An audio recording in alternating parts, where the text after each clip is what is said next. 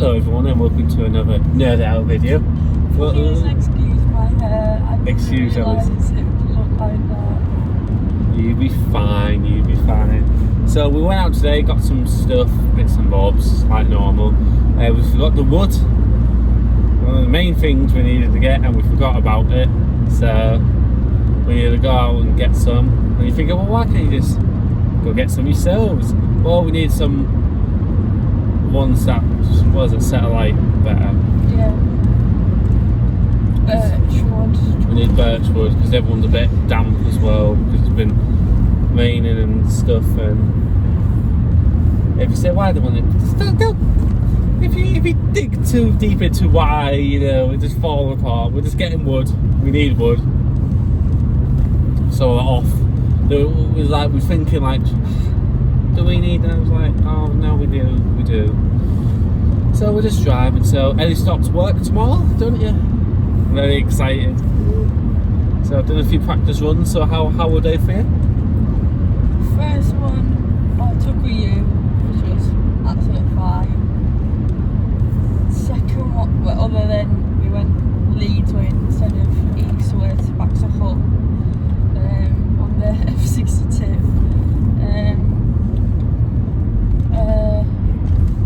Test run with Mum just went. I don't want to ever mention that test run ever again. And then I went on another one last night with Dad. Nothing other than a dickhead lorry driver that wouldn't let me on the M62, even though I was doing everything right. And then I had to brake and then go on the hard shoulder to get back on. Yeah. Other than that, yeah, everything's okay. I know my way around. I don't need TomTom anymore. So yeah, because you've been there once in the car watching, and then the other 3 times drove. So pretty confident. Yeah. And as her dad would say, she's working 9 to 5, living on minimum wage. Yeah, it is minimum wage at the minute. But it could go up.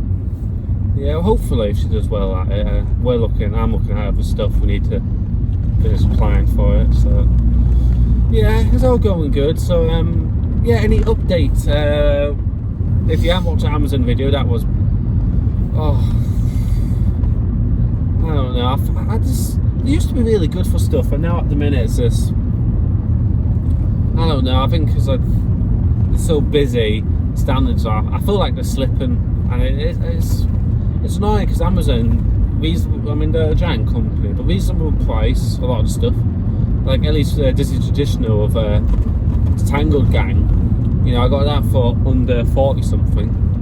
60, and if you look at it now, it's like £65. So I saved myself almost £30. I saved something like that, and it was really, and they do some really good stuff. And normally the packaging's spot on. It's just, I don't know, just recently standards have been slipping, and that hornblower box was shocking for brand new.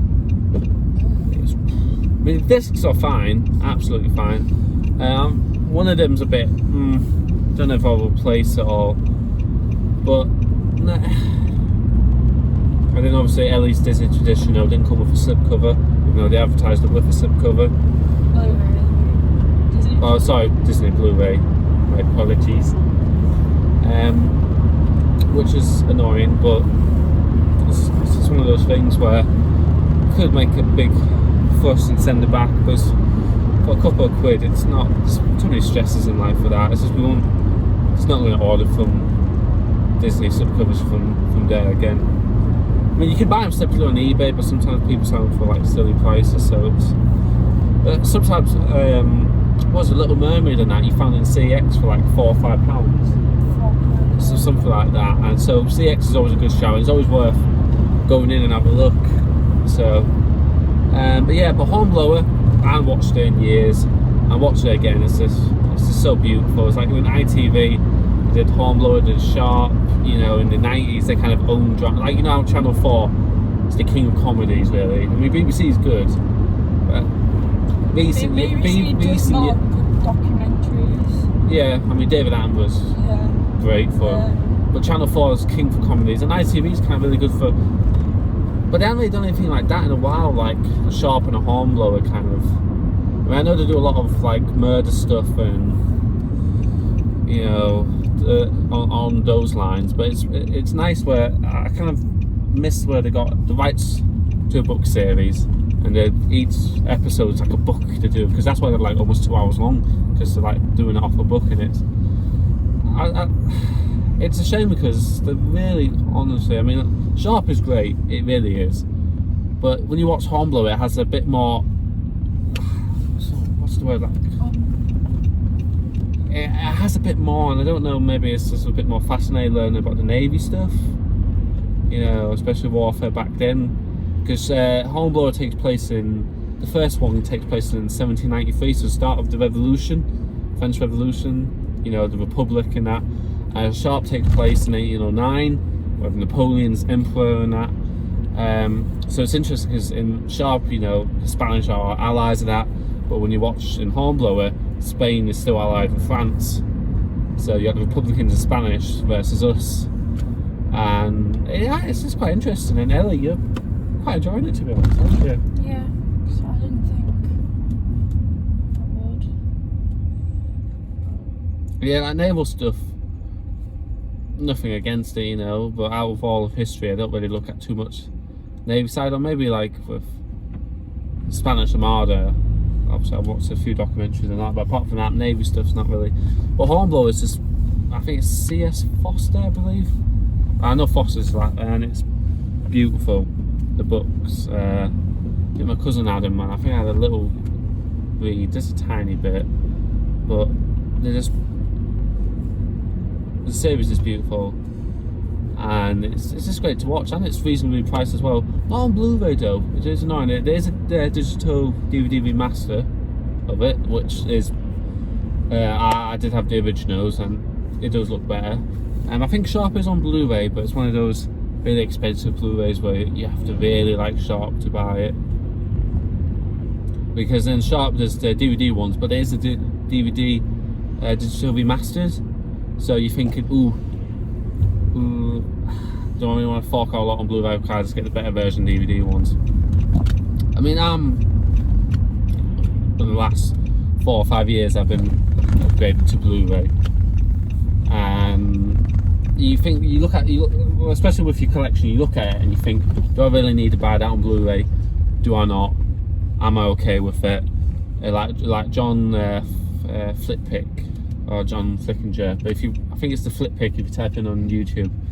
He says, like, he watches the same 50 films, and all he does is he just buys them now on 4K, so he gets rid of his Blu-ray and replace it with a 4K one. Oh, that's nice. We actually got a good parking spot, so I don't know that I do that for me, because I've got a lot of films and I want to get new ones, so I'd rather get the new ones. And occasionally, if there's cheap second hand, I might get them on Blu-ray 4K, but it just depends really. Okay, we're here? Yeah, and let me do my hair. Yeah, okay, let's do your hair. Do your hair first before we... Yeah, we've been watching Hornblower before we came out. Yeah, we went downstairs to watch Ink Masters. Oh, if you watch Ink Masters, oh, it's good. When you watch, Can you do it? when you watch like Tattoo Fixes, they're okay, but it's literally, because it's not a competition, they're just a cover up. So they don't put in like it's like, oh, I want something with skulls, or I want something like angel. They just do like a basic ass tattoo, and you look at it, you think, oh, it's all right.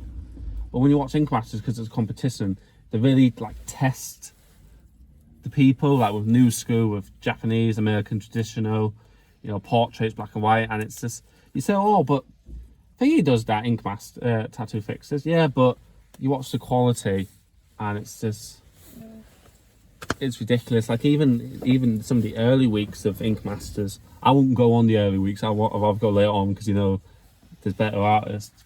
But even then, I would rather go on Ink Masters than Tattoo Fixes, purely because the artists are just better. I don't know what you think, Kelly. Yeah, it's like I'm debating whether to get a tattoo. Well, I know it's forcing you. I know, but I'd like one. But it's like you watched them on Ink Masters and then you watch them on Tattoo Fixes, and you just. The thing is, see it, I'm just like, oh my god, that's Jackson. Well, the thing is, when I wanted a tattoo, me and Adam was going to the gym. This was before it got moved, and he got one, and we was talking about it for ages. And I wanted one, and it took me about 2.5 years to actually decide to get one and save up the money. Because obviously, when I saved up the money, I was like, oh, holiday, or oh, this and that, and, you know, things come up. It took me ages. It took me ages to find out artists as well, because you have to find what you actually want first. Because you should always do that. Because people go into tattoo shops all the time and goes, oh, I don't know what I want. No, go and find what you want. Yeah, let me just finish up real quick. Find what you want. Find what style you want. And find the artist. And find the artist that matches your style. Because you don't go to someone, if you want a colour tattoo, you don't go to someone that just does black and white. So, but no one's rushing you, babe. And it's just, you just have to find the artist that suits you. Yeah. So, anyway, guys, hope you enjoy another one of these. Please watch Elliot's trailer reactions. Check them out. There's like, if you scroll down, Croft reaction. yeah, watch Croft Reactions. That's Elliot's side project. But if you want any fan-made videos and Last of Us stuff and anything like that, please scroll down, have a look. And he spends ages doing it, so you might as well 2 people watch it. So, all right, take care, guys.